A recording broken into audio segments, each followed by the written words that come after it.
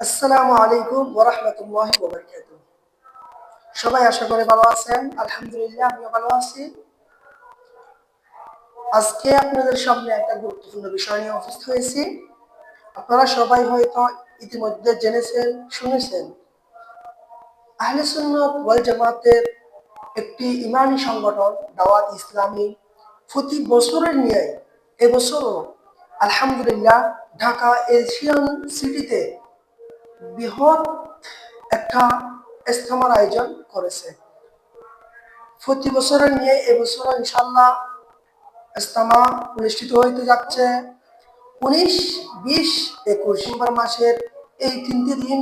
আপনি এবং আপনার বন্ধু বান্ধব যারা আছে সবাইকে নিয়ে এই ইজতেমার মধ্যে আসার জন্য আহ্বান করা হচ্ছে এবং দ্বীন ইসলামের কিছু আলোচনা শুনবেন, আমল করবেন এবং নিজেও শুনবেন, অপরকেও শোনানোর জন্য উদ্বুদ্ধ করবেন এবং 3 দিনে এই সুন্নত ভরা ইজতেমায় অনেক কিছু শিখতে পারবেন।